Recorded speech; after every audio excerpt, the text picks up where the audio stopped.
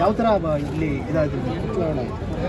ಚಿದ್ದಾಚಿದ್ದಿ ಏನಿರಲ್ಲ. ನಮ್ಮ ಕಾಂಗ್ರೆಸ್ ನಾಯಕರು, ಜನಪ್ರಿಯ ಶಾಸಕರು ಶ್ರೀನಿವಾಸಣ್ಣನವರ ನೇತೃತ್ವದಲ್ಲಿ, ಕಾಂತಣ್ಣನವರ ನೇತೃತ್ವದಲ್ಲಿ, ಹೇಮಂತಣ್ಣ ಇರ್ಬೋದು, ಸಿ ಆರ್ ಗೌಡ್ರು ಇರ್ಬೋದು, ಎಂ ಕೆ ನಾಗರಾಜ್ ಅವರು ಇರ್ಬೋದು, ಟಿ ನಾಗರಾಜ್ ಇರ್ಬೋದು, ಎಲ್ಲ ನಮ್ಮ ನಾರಾಯಣ ಗೌಡ್ರು ಇರ್ಬೋದು, ನಮ್ಮ ಮಿಲ್ಟ್ರಿ ಮೂರ್ತಣ್ಣ ಇರ್ಬೋದು, ಇನ್ನೂ ಕಾಂಗ್ರೆಸ್ನ ಹಲವಾರು ನಾಯಕರು ನಮ್ಮ ಅಧ್ಯಕ್ಷ ಸ್ಥಾನಕ್ಕೆ ಒಂದು ವಾರದಿಂದ ದುಡಿದಿದ್ದಾರೆ. ಅವರಿಗೆ ನಾನು ತುಂಬ ಹೃದಯದ ಧನ್ಯವಾದಗಳನ್ನ ಅರ್ಪಿಸ್ತೀನಿ.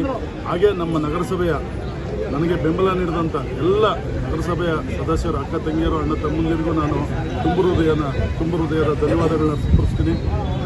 ನಗರಸಭೆ ಅಧ್ಯಕ್ಷನಾಗಿ ನಾನು ನೆಲಮಂಗಲದಲ್ಲಿ ಸೀನಣ್ಣನವರ ನೇತೃತ್ವದಲ್ಲಿ, ನಮ್ಮ MLA ಶಾಸಕರಾದ ಸೀನಣ್ಣನವರ ನೇತೃತ್ವದಲ್ಲಿ ಏನೇನು ಅಭಿವೃದ್ಧಿ ಕಾರ್ಯಗಳು ಮಾಡಬೇಕು, ನಾವು 12 ಅವರು 14 ಅವರ ಜೊತೆ ನಿಂತು ಕೆಲಸ ಮಾಡಿ ನೆಲಮಂಗಲ ನಾಗರಿಕರಿಗೆ ಏನೇನೆಲ್ಲ ಮಾಡಬೇಕು ನಾನು ಆ ಕೆಲಸನ ಸಂಪೂರ್ಣವಾಗಿ ಆತ್ಮವಿಶ್ವಾಸದಿಂದ ಮಾಡ್ತೀನಿ ಅಂತ ಈ ಒಂದು ಸಂದರ್ಭದಲ್ಲಿ ಹೇಳ್ತಾ ಇದ್ದೀನಿ. ಎಷ್ಟು ಮತಗಳು ಬಿದ್ದಿದೆ? 18 ಮತಗಳಿಂದ 18 ಮತಗಳು ನನಗೆ ಬಿದ್ದಿತ್ತು. ನನ್ನ ವಿರೋಧ ಪಕ್ಷದವರಿಗೆ 10 ಮತಗಳು ಬಿದ್ದಿತ್ತು. ಅತಿ ವೇಗವಾಗಿ ಅಧ್ಯಕ್ಷರಾಗಿದ್ದರೆ ನಿಮಗೆ ಗೆಲುವಿನ ಬಗ್ಗೆ ಕಾನ್ಫಿಡೆನ್ಸ್ ಇತ್ತ?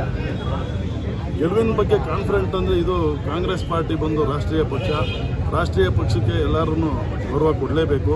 ಆಮೇಲೆ ಇದು ನಾಯಕರಿರುವಂಥ ಪಾರ್ಟಿ, ನಾಯಕರಿಗೆ ಎಲ್ಲರೂ ಗೌರವ ಕೊಡಬೇಕಾಯಿತು. ಅದನ್ನು ಎಲ್ಲರೂ ನಗರಸಭಾ ಸದಸ್ಯರು ಗೌರವ ಸೂಚಿಸಿದ್ದಾರೆ.